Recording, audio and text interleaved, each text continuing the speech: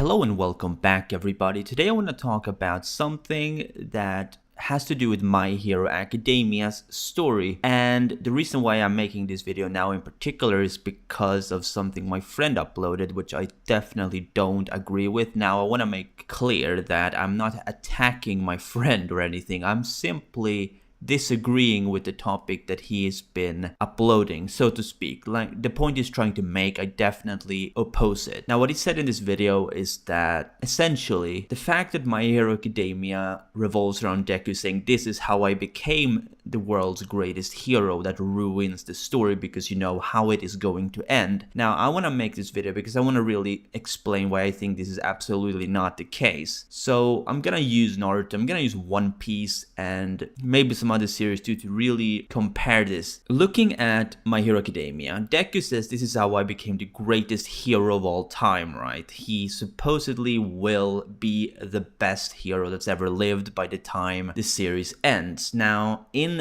Naruto, what we had in that series was Naruto saying at the beginning of the story that he is going to become Hokage. He wants to become the Hokage of the Leaf Village. Now, this is a slight spoiler, so if you haven't seen Naruto or don't know about anything to do with Naruto and you plan to watch it or read it, you probably shouldn't be watching this, in all honesty. But anyway, he becomes Hokage. And you may think there's a difference between Naruto and a difference between Deku's way to go about it. Because Deku said this is how he became the greatest hero, whereas Naruto said, I plan to become the greatest Hokage. Now, fact of the matter is, it doesn't really matter if it's pre-decided or not, because at the end of the day, you know it's gonna happen. You know, have you ever started a battle shonen like Naruto, My Hero, One Piece, and just thought, damn, I just don't think Luffy's gonna become the Pirate King, or I don't think Naruto's gonna become the Hokage. Like, what if he dies? That'd be a great shonen, right? Like, it's not gonna happen, is it? He's obviously gonna reach that goal. The point of these goals is to see how they get there, not actually if they get there. Now, if there were a shonen out there that actually defied this rule, that's probably fine, but you don't really expect that to happen, you know? You definitely expect them to reach this goal, and just because it's pre-told, it doesn't really make a difference. Because what you want to know, you want to know the obstacles on their way to actually getting there. You want to know what was it that he had to overcome in order to become the best. And that's really the essence of Battle Shonen. Maybe other shonen as well, but especially Battle Shonen that really introduces the idea of this main goal where they want to become the best in one way or another. Another thing that really was brought up, I believe, was the rivalries along the way, because you already know who's gonna be the best. If there are two characters that are really strong, you can probably assume that the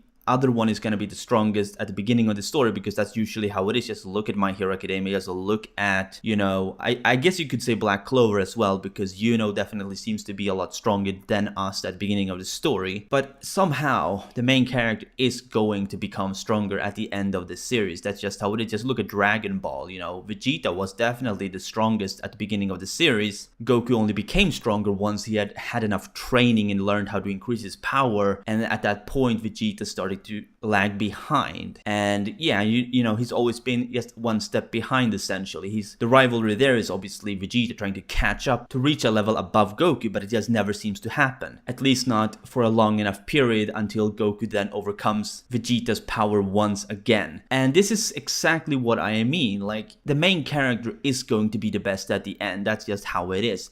He's at least going to be the most recognized by the public and the most respectable. You see, the thing with My Hero Academia, he doesn't necessarily say that he's going to become the strongest hero. He says he's going to be the greatest hero. This could mean a number of things. It could mean he's going to be the most respected, the biggest symbol, kind of like All Might was a symbol of peace. It's going to be a very similar thing to that, except maybe a little bit different. Could have to do with power. I mean, I definitely think that Deku is going to be stronger than Bakugo at the end of the series, but I think they're going to be relatively close in terms of power. I definitely don't think it's going to be like All Might and Endeavor, whereas the gap was a lot bigger. I think the gap's going to be a lot smaller than that at the end of the story, but that's not really what I'm trying to talk about here. The point I'm trying to make is just because you know someone is going to become the greatest hero, that that doesn't mean you're not excited to see how he's going to do it. You want to see exactly what it is he's going to overcome in order to reach that point. And that's exactly the same thing as in Naruto and in One Piece and everything else. You know, you want to see how they get there. You don't really care if they become it or not necessarily. You just want to see the path, you know, the road to reaching that position. Anyway, I'm gonna end this video here because I really don't want to make this video too long, seeing as it may end up seeming like a rant. It's not really a rant. I'm just really trying to clarify to some people why I think, at least, why this is really not a bad thing. It's not ruining the story. It doesn't necessarily make the story more predictable than any other shonen that has a similar element. Just because you know it's gonna happen doesn't mean you're not gonna be excited to watch or read it anyway. Anyway, be sure to Detroit smash that like button if you enjoyed this video, and subscribe if you happen to just stumble across this video. This has been Chaotic Plus, and remember everybody, Toga is waifu, Toga is laifu.